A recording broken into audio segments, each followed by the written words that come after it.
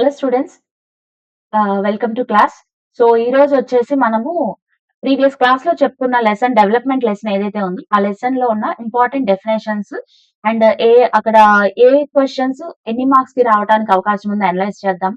And previous questions ని base చేసుకొని, previous year question papers ని బేస్ చేసుకొని 1 మార్క్ క్వశ్చన్స్ ఎన్ని వస్తాయి, 2 మార్క్ క్వశ్చన్స్ ఎన్ని వస్తాయి, ఒకవేళ 4 మార్క్ క్వశ్చన్స్ వచ్చే అవకాశం ఉంటే ఏమేమి 4 మార్క్స్ క్వశ్చన్స్ వచ్చాయి అవన్నీ ఒకసారి డిస్కస్ చేద్దాం. అండ్ వాటితో పాటుగా ఇందులో ఈ లెసన్ నుంచి ఇంపార్టెంట్ డెఫినేషన్స్ ఏవైతే ఉంటాయో ఆ డెఫినేషన్స్ ని మనం చూద్దాం, కంప్లీట్ చేద్దాం. సో ఫస్ట్ వచ్చేసి వాట్ ఈస్ డెవలప్మెంట్, అసలు డెవలప్మెంట్ అంటే ఏంటి? లైక్ మనం లాస్ట్ క్లాస్ లో డిస్కస్ చేసుకున్నట్టు డెవలప్మెంట్ లో అసలు ఎలాంటి ట్రాన్స్ఫర్మేషన్స్ వస్తాయి, ఎన్ని అది పాజిటివ్ ట్రాన్స్ఫర్మేషన్ ఉంటుందా అండ్ నెగటివ్ ట్రాన్స్ఫర్మేషన్ ఉంటుందా, గ్రోత్ అంటే ఏంటి, ఒకవేళ గ్రోత్ అంటే దాన్ని ఎంత ఇయర్స్ లో మనం దాన్ని మెజర్ చేయొచ్చు, ఒకవేళ ఎన్ని ఎన్ని ఇయర్స్ లో కానీ ఎన్ని మంత్స్ లో కానీ దాన్ని మెజర్ చేయొచ్చు, ఒకవేళ నెక్స్ట్ డెవలప్మెంట్ అంటే దాన్ని ఎలా మెజర్ చేస్తాము, అవన్నీ ఈ లెసన్ లో చూసాం. సో ఫస్ట్ డెవలప్మెంట్ అంటే ఏంటి? మనలో ఏదైనా ఒక చేంజ్, ఒక ట్రాన్స్ఫర్మేషన్ కానీ వస్తే అది కూడా ఓవర్ ఏ టైం, అంటే లాంగ్ టర్మ్ లో గనక వస్తే దాన్ని డెవలప్మెంట్ అంటాము అనుకున్నాం, అవునా? సో లైక్ ఇప్పుడు మనలో చేంజెస్ వస్తాయి, చిన్న చిన్న చేంజెస్ వస్తాయి, కానీ అవి ఎలా వస్తాయి? ఒకవేళ అవి గనక షార్ట్ టర్మ్ లో వస్తే దాన్ని మనం ఏమంటాం అనుకున్నాము? గ్రోత్ అని. ఓకే, ఇక్కడ చూడండి, గ్రోత్ కి డెవలప్మెంట్ కి డిఫరెన్స్ ఉంది నాన్న. లాస్ట్ క్లాస్ లో చెప్పుకున్నట్టు గ్రోత్ అంటే ఏంటి? షార్ట్ టర్మ్ లో చేసుకునే దాన్ని గ్రోత్ అంటాం. షార్ట్ టర్మ్ లో వచ్చే చేంజెస్ ని గాని, షార్ట్ టర్మ్ లో వచ్చే ట్రాన్స్ఫర్మేషన్ ని గాని మనం గ్రోత్ అంటాం. అదే లాంగ్ టర్మ్ లో గనక గ్రోత్ గనక వస్తే అది కూడా ఒక ఏదైనా ఒక ఏరియాలో గాని లేకపోతే ఏదైనా ఒక విషయంలో గాని మనకి లాంగ్ టర్మ్ లో గనక గ్రోత్ వస్తే దాన్ని డెవలప్మెంట్ అంటాం. ఓకే, అది ఎకనామికల్ గా అవ్వచ్చు, ఎడ్యుకేషన్ పరంగా అవ్వచ్చు, హెల్త్ కేర్ పరంగా అవ్వచ్చు, ఓవరాల్ క్వాలిటీ ఆఫ్ లైఫ్ అయి ఉండొచ్చు, ఏదైనా అయి ఉండొచ్చు. లాంగ్ టర్మ్ లో గనక మనకి అయితే దాన్ని మనం డెవలప్మెంట్ అంటాం. ఓకే, నెక్స్ట్ కాన్సెప్ట్ వచ్చేసి నేషనల్ డెవలప్మెంట్. అంటే అసలు నేషన్ వైడ్ గా డెవలప్మెంట్ కనుక జరిగితే, అంటే కంట్రీలో డెవలప్మెంట్ కనుక జరిగితే ఎలా జరుగుద్ది, ఒకవేళ జరిగితే ఏమేమి ఉంది, లైక్ ఎలాంటి చేంజెస్ అనేవి తీసుకురావచ్చు. Living standards, basic needs, holistic progress. Like living standards లో ఒకవేళ చేంజ్ అంటే మనిషికి ఎప్పుడు, హ్యూమన్స్ కి ఎప్పుడు మనీయే కాకుండా, ఇన్కమే కాకుండా వాటితో పాటుగా కొన్ని లివింగ్ స్టాండర్డ్స్ అనేవి కూడా ఇంపార్టెంట్ అని చదువుకున్నాం, అవునా? సో ఏంటి ఇంపార్టెంట్ స్టాండర్డ్స్ ఏంటి, మరి ఏంటి నీడ్స్ ఏంటివి? న్యూట్రిషియస్ ఫుడ్ కావాలి, క్వాలిటీ కావాలి, క్వాలిటీ ఆఫ్ ఎడ్యుకేషన్ కావాలి, హెల్త్ కేర్ లో చేంజెస్ రావాలి, స్టడీ ఇన్కమ్ గ్రోత్ అనేది ఉండాలి. అండ్ వాటికి పాటుగా కొన్ని ఎకనామికల్ అండ్ సోషల్ వాల్యూస్ కూడా హ్యూమన్ కి ఇంపార్టెంట్ అని అనుకున్నాం, అవునా? లైక్ ఇప్పుడు రెస్పెక్ట్ కావాలి, సెక్యూరిటీ, ఫ్రీడమ్, అవునా? మనకి కంట్రీలో కంట్రీలో డెవలప్మెంట్ అనేది వస్తుంది అని అంటే ఇంటి పరంగానే కాకుండా సోషల్ వాల్యూస్ లో కూడా చేంజ్ అనేది రావాలి అని అనుకున్నాం, రైట్? సోషల్ వాల్యూస్ అంటే ఏంటి? ఏమేమి social values? Freedom, equal opportunity, అవునా? Equal opportunity. అండ్ నెక్స్ట్ ఇంకేంటన్నా, fraternity and security, right? Security, respect for each other, అవునా? Every person should need respect.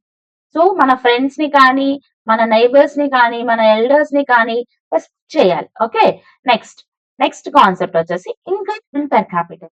So income అనేది మనం ఎలా క్యాలిక్యులేట్ చేస్తాం? లైక్ ఫర్ సపోజ్ మనము ఒక కంట్రీలో డెవలప్మెంట్ వచ్చిందా, ఒక కంట్రీ డెవలప్ అవుతుందా, అండర్ డెవలప్మెంట్ లో ఉందా, లేకపోతే డెవలపింగ్ కంట్రీయా అనేది మనం ఎలా క్యాలిక్యులేట్ చేస్తాం అనుకున్నాము? Income, then per capita income. Okay, so per capita income అంటే ఏమనుకున్నాం నాన్న? First of all income definition చూద్దాం. Total money earned by individuals, families or entire countries from various economic activities and sources. Okay, income అంటే ఏంటి? ఇప్పుడు మన house లో, మన ఫ్యామిలీలో చూసుకుంటే మన ఫాదర్ ఎర్న్ చేస్తారు డబ్బుల్ని, అవునా? మన కొంతమంది ఇళ్లలో mother and father both working లో ఉంటారు. సో వాళ్ళిద్దరూ జాబ్ కి వెళ్ళి కానీ, లేదా ఏదైనా పనికి వెళ్ళి కానీ, లేకపోతే ఏదైనా బిజినెస్ చేసి కానీ, ఏదో ఒక రకంగా వాళ్ళు వర్క్ చేసి డబ్బులు సంపాదిస్తే దాన్నే మనం ఏమంటాం? ఇన్కమ్ అంటాం. సో ఆ ఇన్కమ్ అనేది ఒక ఫ్యామిలీ తరపున గాని, ఒక ఇండివిడ్యువల్ తరపున కానీ, లేకపోతే ఒక కంట్రీ తరపున గాని ఏదైనా ఎకనామికల్ యాక్టివిటీస్ అంటే ఏంటి? Exchange of goods and services అన్నమాట. ఓకే. గూడ్ ని గాని, సర్వీస్ ని గాని ఎక్స్చేంజ్ చేసుకున్నప్పుడు దాని ద్వారా మనకొచ్చే డబ్బుల్ని ఇన్కమ్ అంటాం. Okay. Next per capita income అంటే ఏంటి మరి? Average income per person calculated by dividing total national income total population of the country. ఇప్పుడు ఒక ఫ్యామిలీ ఉంది నాన్న. మీ ఫ్యామిలీయే చూసుకుందాం. మీ ఫ్యామిలీలో 4 మెంబర్స్ ఉన్నారు. ఈ 4 మెంబర్స్ కి సంపాదించిన ఇన్కమ్ ఏదైతే ఉంటుందో అది ఒక 50,000 అనుకుందాం. ఓకే. మీ 4 మెంబర్స్ మీ ఫ్యామిలీ యొక్క ఇన్కమ్ 50,000 అనుకుందాం. మరి ఫ్యామిలీ ఇన్కమ్ 50,000 అని మనకు తెలుసుకోగలుగుతున్నాం. అదే ఎంటైర్ కంట్రీలో ఉన్న ఫ్యామిలీస్ అన్నిటి యొక్క ఇన్కమ్ క్యాలిక్యులేట్ చేయాలంటే ఎలా క్యాలిక్యులేట్ చేయాలి? ఎలా క్యాలిక్యులేట్ చేయాలి? దాన్నే పర్ క్యాపిటా ఇన్కమ్ అంటారు. కంట్రీ మొత్తం యొక్క ఇన్కమ్ ని యావరేజ్ ఇన్కమ్ ని పర్ క్యాపిటా ఇన్కమ్ అంటారు. యావరేజ్ అంటే ఐడియా ఉందా? యావరేజ్ అంటే ఏం లేదు. ఇప్పుడు ఫర్ సపోజ్ 1 నుంచి 100 నంబర్స్ ఉన్నాయనుకోండి. దీని సమ్ యావరేజ్ అంటారు. అంటే 1 నుంచి 100 వరకు యాడ్ చేసుకుంటూ వచ్చి బై డివైడెడ్ బై 100 వేస్తాము. ఎన్ని నెంబర్స్ ఉంటే అన్ని నెంబర్స్ దాని నుంచి వచ్చే వాల్యూని యావరేజ్ అంటారు. ఇది మీకు ఆల్రెడీ మ్యాథమెటిక్స్ లో కవర్ చేస్తారు యావరేజ్ అంటే ఏంటో. సో సేమ్ అన్నమాట. So average income per person calculated ఎలా క్యాలిక్యులేట్ చేస్తామంటే per capita income is equal to total income of the country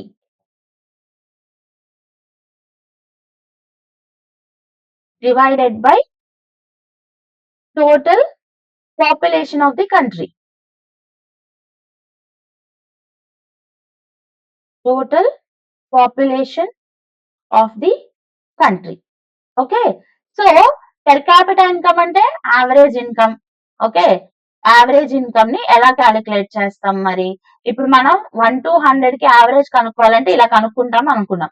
so మరి ఓవరాల్ కంట్రీలో ఎంతమంది పాపులేషన్ అంతమంది పాపులేషన్ యొక్క ఇన్కమ్ కనుక్కోవాలి. సో వాళ్ళ ఇన్కమ్ కనుక్కోవాలంటే ఎలా కనుక్కోవాలి? Per capita income equal total income of the country by total population of the country. Okay. Next international comparison అయితేనే అన్ని కంట్రీస్ యొక్క ఇన్కమ్స్ డివైడెడ్ బై ఎన్ని కంట్రీస్ అన్ని countries. Okay. Next literacy rate. Literacy rate definition చాలా important. Definition and measurement ఎలా అనుకున్నాము? Literacy rate ఎలా calculate చేస్తాము? ఏజ్ 7 ఇయర్స్ అండ్ అంతకన్నా ఎక్కువ ఏజ్ ఉన్న పిల్లలు ఎవరైతే చదువుకున్నారో వాళ్ళతో మనం క్యాలిక్యులేట్ చేస్తే గనక దాన్ని లిటరసీ రేట్ అంటాం. దాన్ని మెజర్ చేస్తే లిటరసీ రేట్ అంటాం.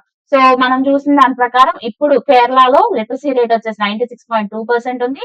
ఆంధ్రప్రదేశ్ లో వచ్చేసి 66.4%. ఈ నెంబర్స్ కూడా చాలా ఇంపార్టెంట్ నాన్న. మీరు ఎగ్జామ్ రాసేటప్పుడు ఎగ్జామ్ లో అడిగినప్పుడు if you can write these values that is very good important అనమాట. అంటే అది మీకు ఒక ఎక్స్ట్రా యాడెడ్ మార్క్ అవుతుంది, యాడెడ్ అడ్వాంటేజ్ అవుతుంది. Okay. Next infant mortality rate. Infant mortality rate అంటే ఏంటి? టెక్నికల్ డెఫినేషన్ చూద్దాం. First of all number of infants అంటే ఏమనుకున్నాము? చిన్న పిల్లలు 0 to 1 year అన్నమాట. ఓకే. 0 to 1 year లోపు పిల్లల్ని ఇన్ఫాంట్స్ అంటారు అనుకున్నాం. అవునా? మోర్టాలిటీ అంటే వాళ్ళు చనిపోతే గనక దాని యొక్క రేట్ ని మోర్టాలిటీ రేట్ అంటే ఎంత సంఖ్యలో చనిపోతున్నారు అనేది దాన్నే ఇన్ఫాంట్ మోర్టాలిటీ రేట్ అంటాం. Okay. So number of infant deaths 1000 live births recorded within 1 calendar year. అంటే ఫర్ సపోజ్ 2024 నుంచి 2025 లోపు ఎంతమంది పిల్లలు పుట్టారో అందులో 1000 మెంబర్స్ ని తీసుకొని వీళ్ళతో కనుక కంపేర్ చేస్తే చనిపోయిన వాళ్ళ యొక్క సంఖ్యని కంపేర్ చేస్తే ఎంతమంది అంత రేట్ ఉన్నట్టు అనమాట. ఓకే. దాన్నే ఇన్ఫాంట్ మోర్టాలిటీ రేట్ అంటారు. ఎన్ని ఇయర్స్ తీసుకుంటారు? 1 year తీసుకుంటారు. ఎంత మందితో కంపేర్ చేస్తారు? 1000 live births. 1000 live births. Live births అంటే ఏంటన్నా బతుకున్న వాళ్ళ సంఖ్య. ఓకే. 1000 మంది బతుకున్న వాళ్ళతోటి చనిపోయిన వాళ్ళ సంఖ్యని మనం కంపేర్ చేస్తే గనక ఎంత సంఖ్య అయితే వస్తుందో దాన్నే ఇన్ఫాంట్ మోర్టాలిటీ రేట్ అంటాం. ఎంత నంబర్ అయితే వస్తుందో దాన్నే ఇన్ఫాంట్ మోర్టాలిటీ రేట్ అంటాం. Next development indicator. ఒకవేళ అది డెవలప్ అవ్వాలంటే మనం ఏం చేయాలి?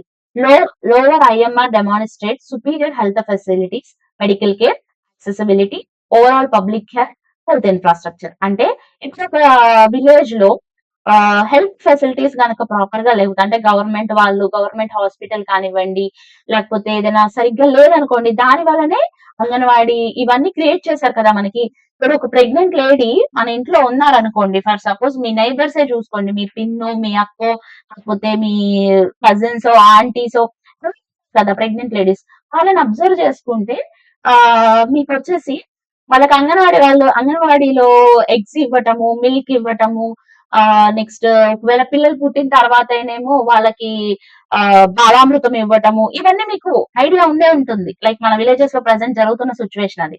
సో ఇవన్నీ గవర్నమెంట్ గనక ప్రొవైడ్ చేయగలిగితే, ఫెసిలిటీస్ గనక హెల్త్ ఫెసిలిటీస్ కానీ, మెడికల్ కేర్ కానీ, వాళ్ళకి అవసరమైనప్పుడు ఏదైనా న్యూట్రిషన్ డెఫిషియన్సీ ఉంటే ఇమ్మీడియేట్ గా వాళ్ళకి మల్టీ న్యూట్రియంట్ టాబ్లెట్స్ ఇవ్వటం కానివ్వండి, ఇలా ఐడెంటిఫై చేసి వాళ్ళు గనక చేయగలిగితే మనకి ఇన్ఫాంట్ మోర్టాలిటీ రేట్ అనేది తగ్గే అవకాశం ఉంది.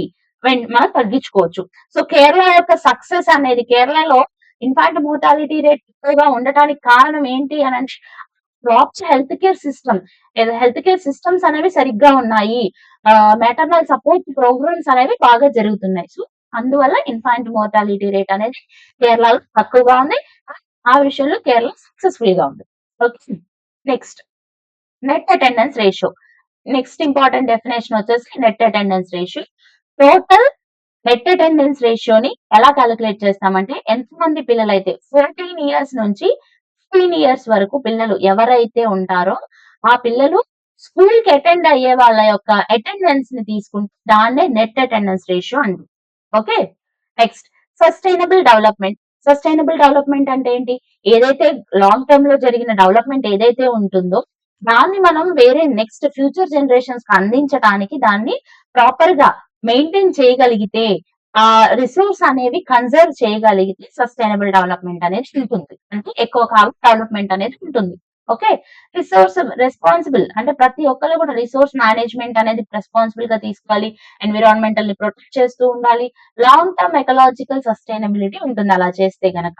ఓకే, నెక్స్ట్ హ్యూమన్ డెవలప్మెంట్ అంటే మన కంట్రీ అనేది డెవలప్ అయిందా లేదా అనేది ఒక ఇన్కమ్ అండ్ దాని net attendance ratio, infant mortality and literacy rate, వీటినే కాకుండా హ్యూమన్ డెవలప్మెంట్ రిపోర్ట్ అనేది ఇంకోటి ఉంటుంది. ఇంకొన్ని పారామీటర్స్ ని తీసుకోవచ్చు. ఏంటవి అంటే health health and well being, physical and mental wellness ఎనాబ్లింగ్. అంటే ఈ ఫిజికల్ అండ్ మెంటల్ వెల్నెస్ ఒక కంట్రీలో పీపుల్ యొక్క సిటిజన్స్ యొక్క హెల్త్ అండ్ వెల్ బీయింగ్ ఎలా ఉంది, వాళ్ళ యొక్క మీనింగ్ఫుల్ లైఫ్ అనేది లీవ్ చేస్తున్నారా చేయట్లేదా, ఎడ్యుకేషన్ ఎలా ఉంది, వాళ్ళ యొక్క ఆపర్చునిటీస్ ఎలా ఉన్నాయి, ఎలా ఇంక్రీజ్ చేసుకుంటున్నారు, ఈక్వాలిటీ ఉందా లేదా, ప్రతి ఒక్కరికి ప్రాపర్ రైట్స్ ఉన్నాయా, ఫండమెంటల్ రైట్స్ అనే ప్రతి ఒక్కళ్ళు అనుభవించగలుగుతున్నారా లేదా, ఎక్స్పీరియన్స్ చేయగలుగుతున్నారా లేదా, ఇలా వీటన్నిటిని కూడా బేస్ చేసుకొని ఆ కంట్రీ డెవలప్ అయ్యిందా అవ్వలేదా, అండర్ డెవలప్మెంట్ లా ఉందా అనేది మనం క్యాలిక్యులేట్ చేయొచ్చు. సో ఈ హ్యూమన్ డెవలప్మెంట్ ని ఎవరు రిలీజ్ చేస్తారు? యుఎన్డిపి రిలీజ్ చేస్తుంది. ఓకే, యుఎన్డిపి అంటే United Nations Development Programme. Okay, United Nations Development Programme. So ఈ యుఎన్డిపి అనేది హ్యూమన్ డెవలప్మెంట్ ఇండెక్స్ అనే రిపోర్ట్ ని రిలీజ్ చేస్తుంది. ఓకే, క్లియర్ అనా? సో ఇప్పుడు మనం ఇక్కడ రివైజ్ చేసుకుంది ఏంటంటే, డెవలప్మెంట్ లెసన్ లో ఇంపార్టెంట్ డెఫినేషన్స్ ఏంటి, ఫస్ట్ డెవలప్మెంట్ అంటే ఏంటి, నెక్స్ట్ నేషనల్ డెవలప్మెంట్ అంటే ఏంటి, income and per capital income, literacy rate అంటే ఏంటి. Literacy rate definition is most important. మీరు బాగా గుర్తు పెట్టుకోవాల్సింది ఏంటంటే, మీరు డెఫినేషన్ రాసేటప్పుడు ఖచ్చితంగా అందులో మెన్షన్ చేయాల్సింది aged 7 and above who possess the ability to read అనే డెఫినేషన్ ని పక్కాగా అదే టర్మినాలజీ యూజ్ చేసి రాయాలి.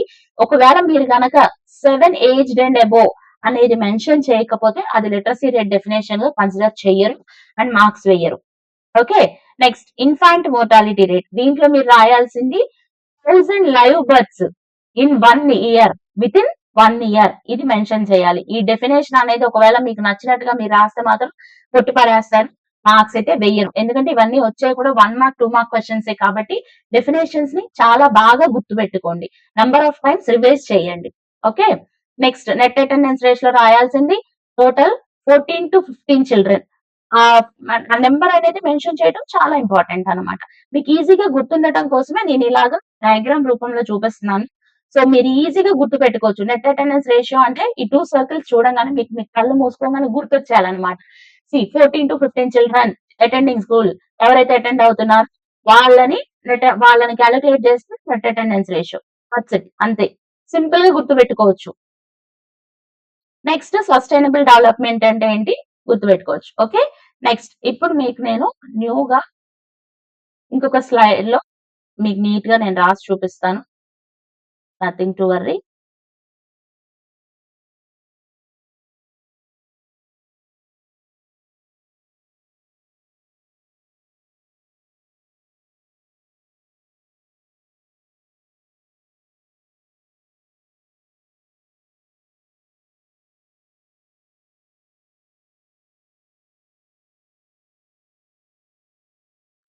సో ఇక్కడ మనం ఏమేమి డిస్కస్ చేస్తున్నామో ఇప్పటి వరకు ఏమేమి ఇంపార్టెంట్ రాస్తానా.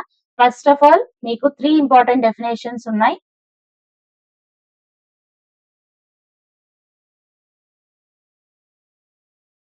నెక్స్ట్ వన్ వచ్చేసి literacy rate.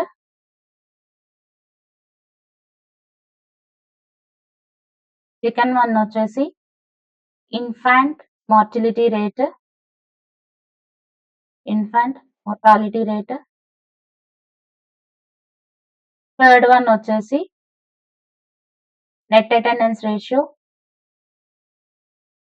Net attendance ratio. Next fourth one వచ్చేసి per capita income. per capita income.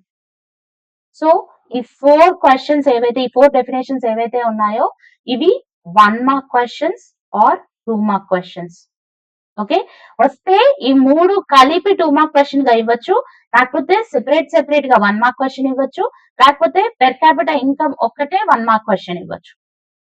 Okay. Next one వచ్చేసి 4 మార్క్ క్వశ్చన్స్. ఇందులో 8 మార్క్ క్వశ్చన్స్ మాక్సిమం రావు. 4 mark question or 2 mark questions వస్తాయి ఈ లెసన్ నుంచి. 4 mark question వచ్చేసి how to compare countries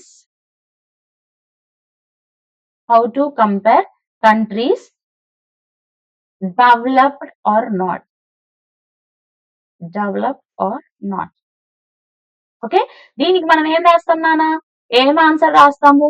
per capita income ని base చేసుకొని మనం కంట్రీ అనేది డెవలప్ అయ్యిందా అవ్వలేదా అనేది మనం రాస్తాము. సో దానికి ఆన్సర్ ఏంటి అని అంటే మనకి $49 తో కంపేర్ చేసుకున్నప్పుడు 49,000 కన్నా ఎక్కువ గానీ తక్కువ గానీ ఉంటే అది developed are and developing nation అని చెప్పి మనకు ఒక పారాగ్రాఫ్ ఉంది. ఈ టాపిక్ తోనే ఈ సబ్ హెడ్డింగ్ తోనే ఉంటుంది. సో ఇది వచ్చేసి మీకు 4 మార్క్ క్వశ్చన్ గా రావచ్చు. వచ్చే అవకాశాలు ఉన్నాయి. ఓకే. ఇది 4 మార్క్ క్వశ్చన్ గా ఉంటుంది. ఈ లెసన్ నుంచి అయితే మనకు వచ్చే క్వశ్చన్ అండ్ ఆన్సర్స్ ఇవి. నెక్స్ట్ అబ్రివేషన్స్ ఏమేమి వస్తాయి ఈ లెసన్ నుంచి? అబ్రివేషన్స్ వచ్చే ఛాన్సెస్ ఏంటి అని అంటే ఫస్ట్ వన్ యుఎన్డిపి. ఇది మీరు previous year question papers compare చేస్తే ప్రతి ఇయర్ ఖచ్చితంగా ఒక అబ్రివేషన్ ఉంటుంది. ఆ అబ్రివేషన్ లో UNDP is damn sure question అన్నమాట. మాక్సిమం వస్తుంది. మీరు ఒక ఇయర్ కాకపోతే ఇంకొక ఇయర్ అయినా ఖచ్చితంగా మీరు 5-6 ఇయర్స్ కంపేర్ చేయండి. UNDP will be the 1 question. 1 mark question ఉంటుంది. ఓకే. Next HDI. ఇవి రెండు ఈ లెసన్ నుంచి మనకు వచ్చే అబ్రివేషన్స్. ఓకే. క్లియర్?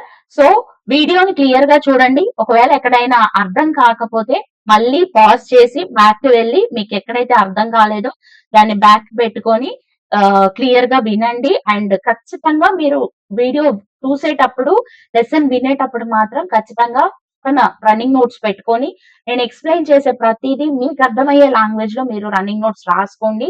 అండ్ రాసుకొని ఈ క్వశ్చన్ చాలా ఈజీగా లెసన్ అర్థమైపోయిన తర్వాత చాలా ఈజీగా మీకు గుర్తుండటం కోసం కూడా నేను ఈ పీపీటీ ప్రిపేర్ చేశాను.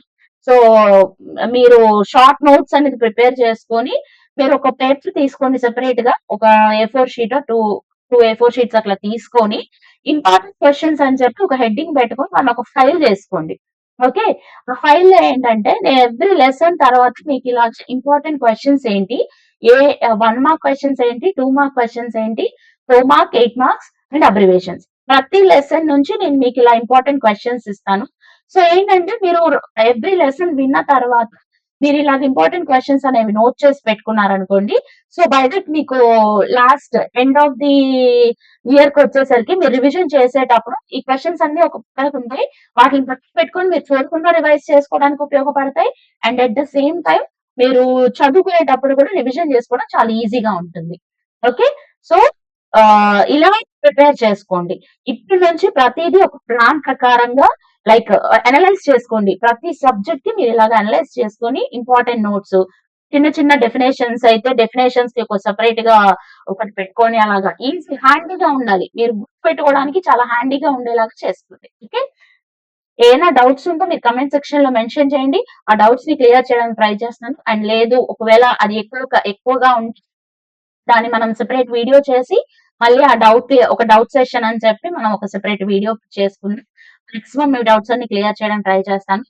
1కి 2 సార్లు వీడియోని చూడండి. చూసి మళ్ళీ పాజ్ చేసి బ్యాక్‌కి వెళ్లి అర్థం కాకపోతే మళ్ళీ బ్యాక్‌కి వెళ్లి చూడండి. 2, 3 టైమ్స్ చూసిన తర్వాత కూడా మీకు అర్థం కాలేదంటే నాకు కామెంట్ సెక్షన్‌లో మెన్షన్ చేస్తే నేను ఆ వీడియోని మళ్ళీ ఆ టాపిక్ మీద నెక్స్ట్ ఇంకొక వీడియో చేస్తాను. ఓకే. Thank you.